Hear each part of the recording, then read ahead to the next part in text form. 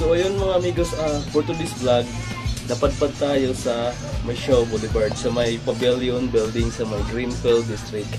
So sa first floor lang siya ng pavilion. Kung pumasok kayo doon, makikita niyo yung His and Here na Ukay-Ukayan. So nung pumunta tayo guys, nag-sale sila nung araw na yun. Pero wala na tayong intro dito. Pumasok na tayo agad doon dahil maraming tao. Mahirap mag-vlog actually doon sa loob guys dahil siksikan yung mga tao doon dahil marami talagang namili nung time na pumunta tayo dahil nga new arrival sila. So mga amigo, actually, yun doon sa tindahan na yun, mas marami yung nakadisplay nilang damit, mga pantalon at saka mga bag kumpara doon sa sapatos. Yung sapatos nila isang area lang, so may bandang dulo lang na yung likod niya, EDSA na. Saka MRT station na rin yun. Andun na yun yung daanan, paakit, no? Para makasakay ka ng ilati. Doon minsan sa dulo, so andun lang yung natin mga sapatos. Kunting-kunti lang siya, pero ang kagandahan lang guys, kahit kunti lang siya, pulido, legit. And then yung quality niya, yung quality niya sa yung condition guys, napakaganda pa guys. Kasi kung makikita nyo dito sa video mamaya, ipapakita ko sa inyo, puro halos bago pa. So kung nagamit man siya, ilang pieces lang kasi puting-puti pa, at saka yung kulay niya, nandun pa yung tingkad ng kulay ng mga sapatos nandun guys. So ayun, lahat ng mga montage natin dito, yun na yung pinaka-the best na mga sapatos na nakadisplay daw. So ito na yung montage para makita nyo kung gaano kapakaganda, ka-good condition ng mga sapatos na nandun sa His and Here na Ukay-Ukayan sa loob ng pavilion sa Greenfield District sa Masyao Boulevard. So what's this?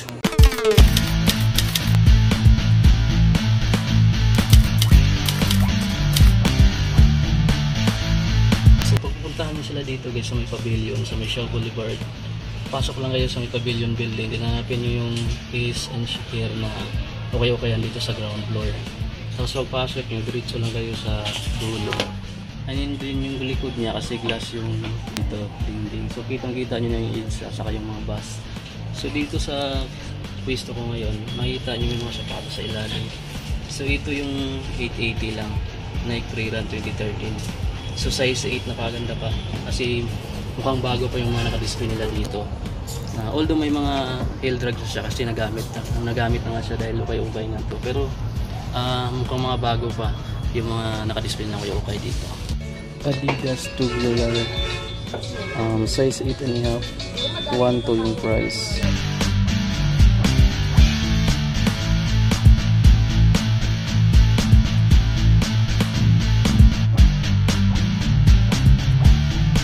Ano naman guys, so solid na solid pa yung price niya. Size 8, 1,180 lang to. Pero almost new pa yung condition niya. Napaka-solid pa guys. Nike Air Force 2, size 8, 1.2 lang yung price niya guys. All black. Pero napakaganda pa ng condition ng sapatos guys. So halos magaganda pa yung mga nandito sa His and Here na Ukay-Ukayan dito sa loob ng pavilion sa Masyao Boulevard. Ito pa Adidas Adizero, size 10, 1,380 lang siya. Pero mga ganda yung mga klase ng sapatos na nandito sa His and Here na Ukay-Ukayan guys sa loob ng pavilion dito sa Masyao Boulevard. So konti lang yung heel drags nyo. Napakalinis pa ng mga sapatos na nandito sa loob. So kahit hindi mo na siya labahan, okay na siya. Meron ding Playboy na brand dito. Size 8 siya, 1,380. So almost new pa talaga siya guys, tingnan.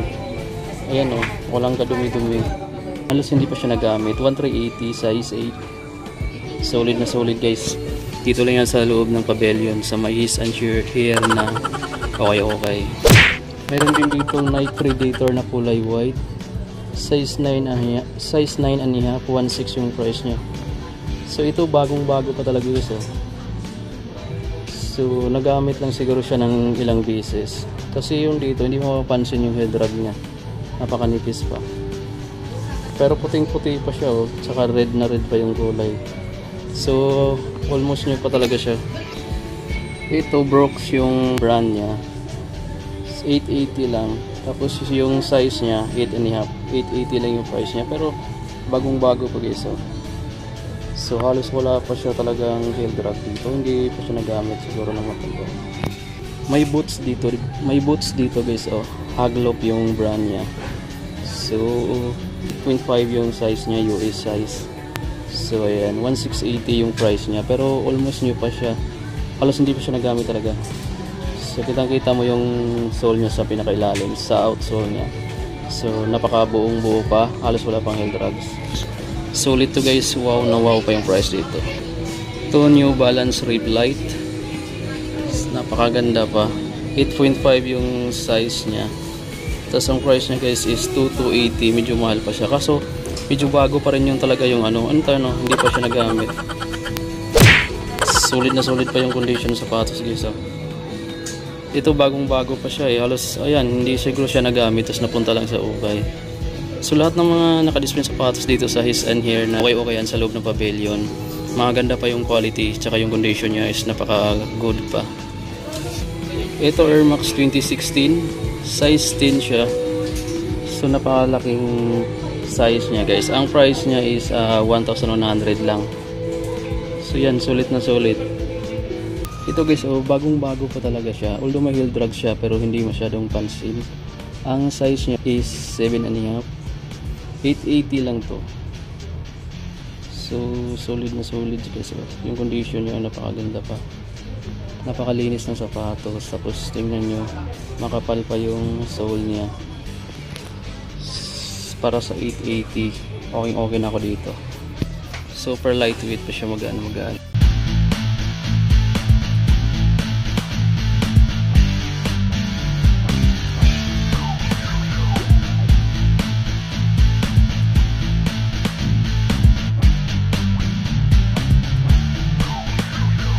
So bagong bago pa talaga siya. Ano lang siya, size 8. 1.3 lang yung price niya. So napaka lightweight. Tapos bagong bago pa talaga siya, hindi siya nagamit. Tingnan nyo. Ayos na ayos to guys dito.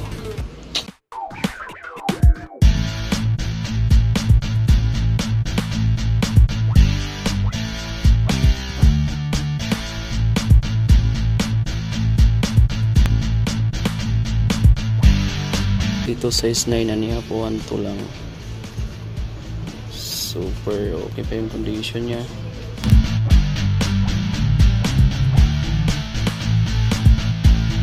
Ito guys, Converse na All Star white, size 7, 1.2 lang yung price niya, pero mukhang bago pa siya.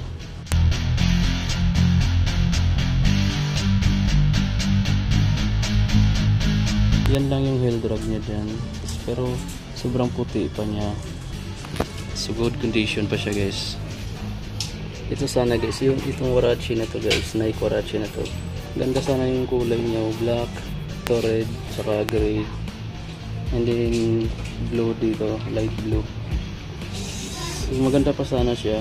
Mukhang bago ko siya tingnan, pero dito lang yung pinaka-issue niya. Ayan, medyo napudpud siya dito kasi malambot yung part na to ng sole niya. So ayan, size 8.5 siya. 880 lang sana yung price niya. Kung wala lang sana siyang issue, bibilhin ko siya. Pero kaso dito lang, medyo makakapal na yung nabawas. Sayang na sayang.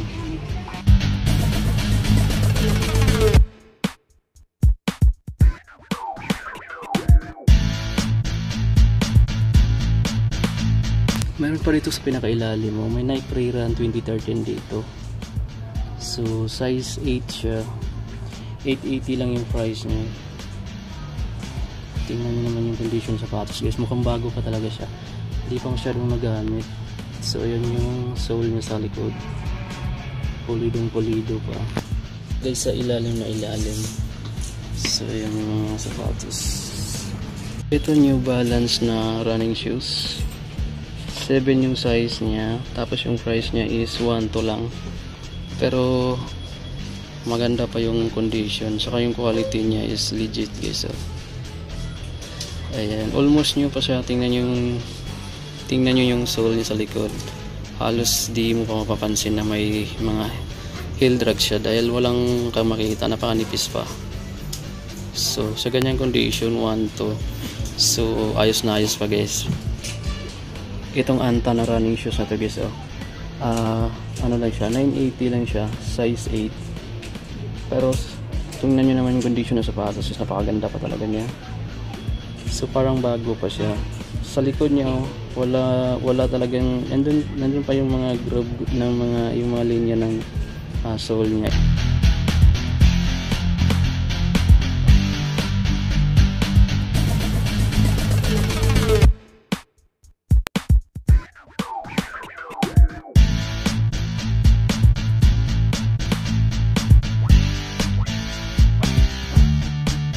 Size 8, 980.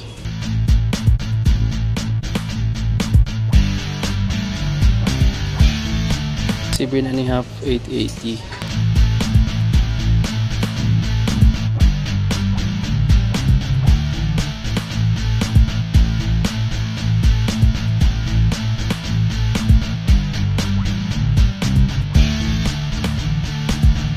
Size 42. Ito New Balance na Incap, 9 and a half yung size niya. 980 lang siya guys. So, pero yung condition niya saka yung quality niya legit, tapos yung condition niya napakaganda pa, almost new pa nga siya.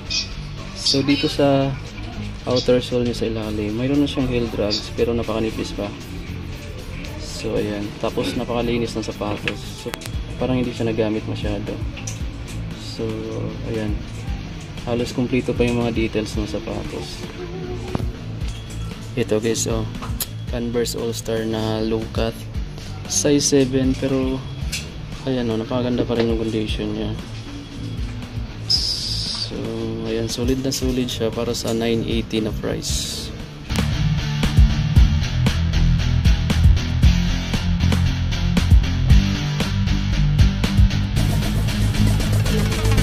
Size 8, 880.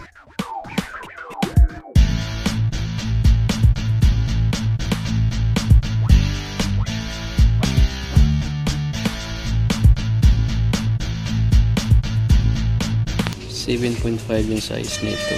1180 lang siya.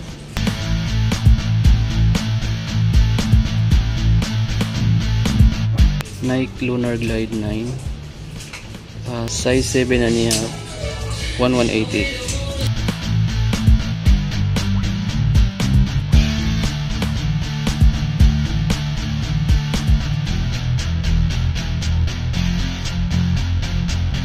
Size 10, 980.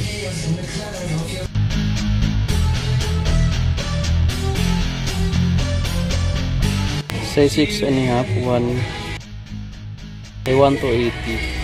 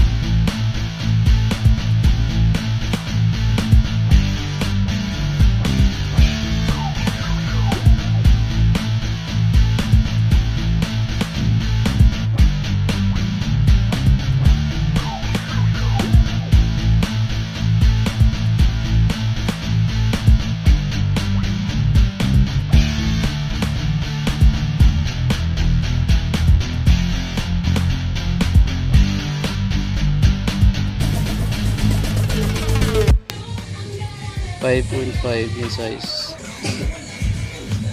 Air Max 90, size 8, 880.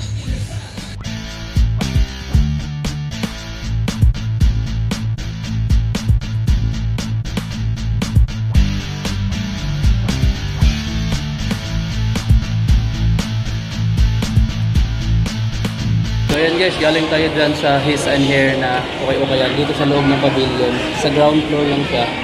So mayroon nga tayong namuntads na ilan ng mga maganda pang klaseng sapatos. Kasi yung mga nakadisplay ng sapatos dito guys is mga legit siya. Tapos yung price na guys below 1,000. Tapos mayroon din siyang mga above 1,000 pero ilan lang. Yung mga good condition na below 1,000 na mga nakadisplay ng sapatos guys, napaka good pa. So para sa akin, it's up yung mga price nila kasi almost new pa naman yung mga sapatos nila. So by the way pala, hindi na tayo nagsalita kanina dun sa loob dahil malakas yung sound system nila. And then baka makapiright tayo. So sayang na sayang yung upload natin.